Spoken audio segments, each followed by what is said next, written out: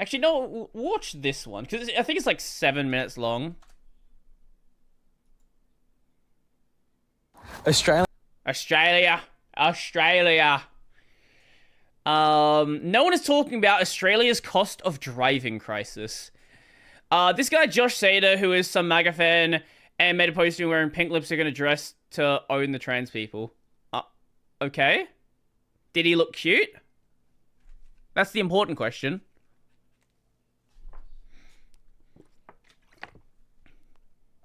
And he did it again and again and again. It has been weeks and he's still doing it daily. I think he just doesn't, like, I think he's just, like, not willing to come out yet. Like, I think you should respect his decision to dress how he wants to dress. He's clearly just not ready to just accept his, accept who he is yet. And that's fine. He'll be ready to accept who he is eventually. And he has, like, 20 different dresses. You know, I respect commitment to the bit. Hey, if you want to go 20, if you own 20 dresses, more power to you. More power to you. Let's watch this this video about Australia. We all love Australia. And it's only 6 minutes long, so that's all. That's not going to take us 3 hours to watch. Australians are in love with their cars. Look at that ute. Oh, look at. Oh, that's sad. It's got a Holden badge on it. Man. Holden was our last local, like, car brand that shut down a few years back. And the Holden factory is, like, 20 minutes away from me. Man.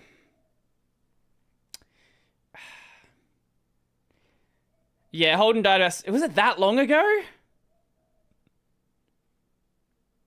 Like, he's just into this now, right? This can't still be a bit. Look, if he's accepted and that's what he wants to do, hey, that's fine. That's fine. If that's how he feels comfortable now, again, more power to you. 79% of us take the car to work, compared with only Is that really? 14% taking public transport. I think last time I took public transport, I think most people in Australia take public transport when they, like, obviously if they need to, but if they're going somewhere where it's inconvenient to have a car, like you're getting drunk somewhere. Like when I went to a Parkway Drive concert, we took the bus in and the train in, and then we got picked up to, like, get home. In the 1940s, Australia reached peak public transport patronage because the only way to get around was public transport, and our cities were designed for only that. But in the 1950s, cars became really affordable, so they became really popular, and Australians kind of forgot about public transit. Other than lucky old Melbourne, every capital in Australia tore up their extensive tram networks, and investment in public transport. We do have a tram network here. I guess they must have relayed it? I don't actually know. Adelaide when did Adelaide relay tram lines? Or is the ABC just wrong?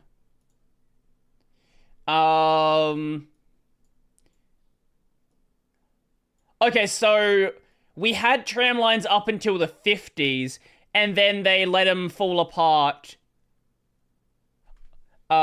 We still had the Glenelg line, and then they started redoing stuff around the 2000s. Okay, that makes sense. Consistently fell in the decades that followed. When you ask people why, they'll just say the same old things. The buses don't show up half the time. Actually true. Trains bring crime to the area. Cars take you anywhere. Well, they do, yeah. Anywhere? Well, anywhere there's roads. Just get a four-wheel drive. Just get a fucking Hilux. Public transport is slower. Is it? Yes, that is true. It's true, though. Yes. Let's discuss data as I race myself from home in the suburbs to work in the CBD. I'll be driving, and I'll take the train. Good luck. Luck? You see, driving only gives the perception of freedom. For starters, it's really expensive. A survey by One Car Marketplace found that, on average, a car costs $15,754 to... run each year.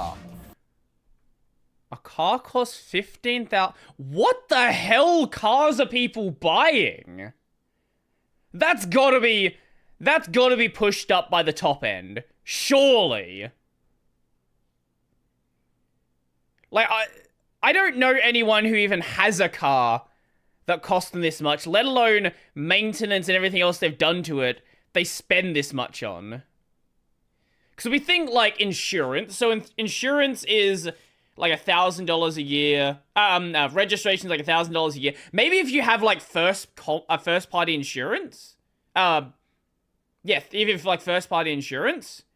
Even then, like, unless you have, like, a really expensive car. And then fuel, you're spending maybe a couple thousand. I could see the car washing. Imagine washing your car. That's gotta be pushed up by the top end, surely. I don't buy this number. You could buy a whole car for that. Cars have given urban planners, developers... How... This is a relatively new car. And politicians reason to spread out as much as possible. It was once unthinkable to build new housing developments far away from trams, trains, or ferry services. But now, any cow paddock can become the home of a new garage with a house attached to it. There's a lot of development going on around my area, like a fucking ton of development. Like there was some farms around my area that got like they must have like sold out, and now all of that's turning into housing. It usually doesn't matter if there's no good public transport here, so long as there's roads. Indeed, many of these new suburban developments are public transport deserts, where residents have no choice but to use... That is a problem. I do think there should be more public transport access. Their expensive cars to get to work, school, the shops, or to visit friends. Now that's freedom of choice. On top of all of that, cars and car infrastructure take up a huge amount of space. For instance, if we took a train carriage full of people and put them all on the road in a car each, it would look like this. According to Well, you wouldn't build a road like all that. On the road. You wouldn't. That's not how you would use a road. You don't make a 4-lane road for... Or, sorry, an 8-lane road for 30 cars. This is like a very, you know, misleading way to represent the data. In a car each, it would look like this. According to reports, the average Australian commute takes 54 minutes. And I live in Sydney, the biggest and most congested city. Fuck, I can't even imagine driving 54 minutes to get to work. That sounds awful. They're trying to... Yes, they are trying to fit it on screen, but they're also showing it in a way that's very misleading. City in the country. So my average commute is taking 62 minutes. Yeah, imagine living in the city. I think his issue right now is just don't live in the city. Like, live somewhere that's not shit. Goodness, this video is being edited. Then there's pollution. Passenger cars contribute 60% to our total transport emissions, whereas rail, both passenger and freight, contributes only 2.6%. So Fair. I guess you could say cars contribute to smog and trains contribute to smug. After paying nearly 20... Why does the ABC think they're funny? Why? Who is it at the ABC that thinks they're funny? ...dollars in tolls, I'm finally in Sydney. Oh yeah, that's the other thing. Don't live in the city because parking fees.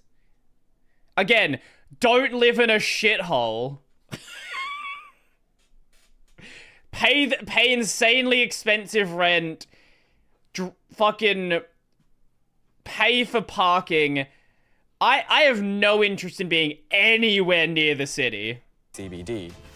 And, well, trying to find a cheap place to park the car while at work is practically impossible. Look, I could spend about $7 an hour and park it out on the street, but I don't think my boss would be too happy if I'm moving the car every hour. So instead, I'm paying nearly $70 a day to park my car in a private car park. No one really talks about the cost of driving crisis.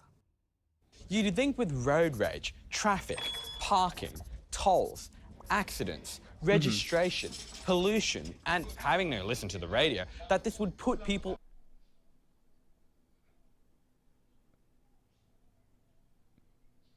You have a car that has a aux port. Shut up. off driving, but no, this is all normal.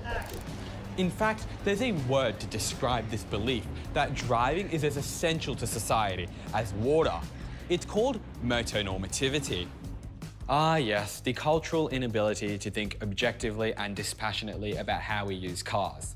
Put simply, Australians are all afflicted by car brain. On average, 1,200 people die on our roads each year. Yet, for the most part, we simply shrug our shoulders every time someone dies on our roads, accepting it as a tragic yet Speaking of cars, it's so sad that we don't have like colorful cars anymore. Like there's this one red car here, and everyone else is like white, silver, gray, black. Like what happened to like OEM cars being green, being blue, being yellow? Where's the fun?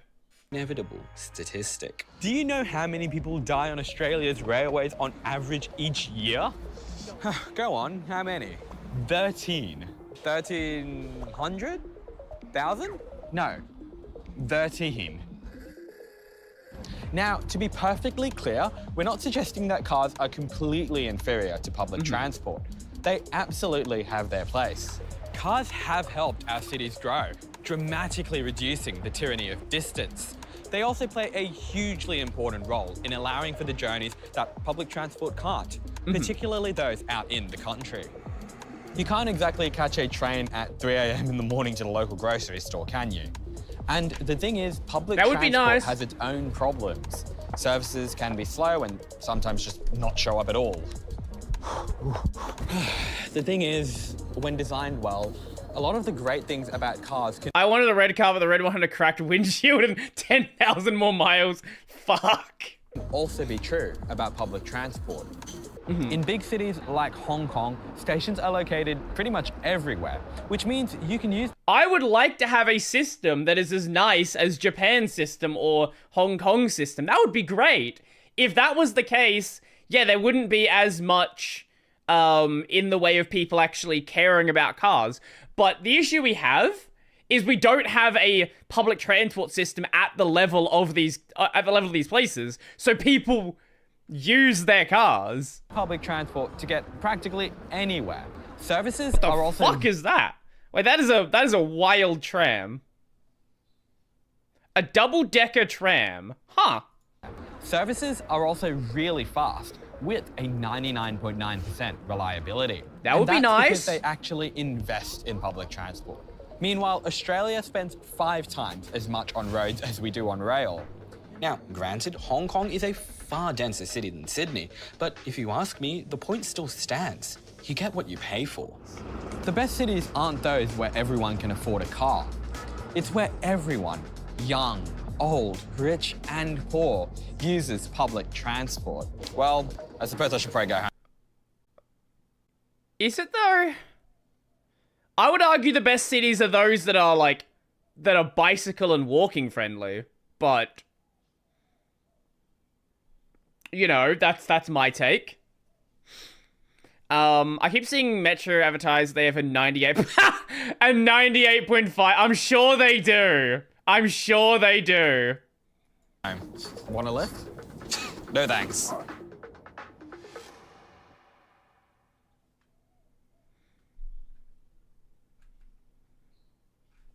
That is the ABC saying not a ton? I don't know. I do think that we should definitely invest more in our public transport. Absolutely. Since we don't, you know, we're in this situation where cars are very important and, you know, you don't really have a better option than that. I would like there to be one. They do that by not counting the services they cancelled. I see. I see.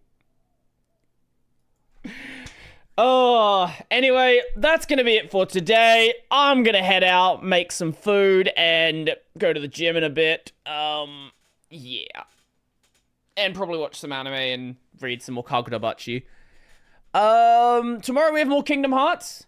And then on the weekend, we have the podcast with the developer of Zaluda, the CUDA on AMD GPUs. So check that one out when it's out as well. Yeah, we got some more videos to watch tomorrow as well. We'll see what we actually get around to. Then. Yeah. Anyway, I'm gonna head out, enjoy your day, all the fun stuff. And I am out.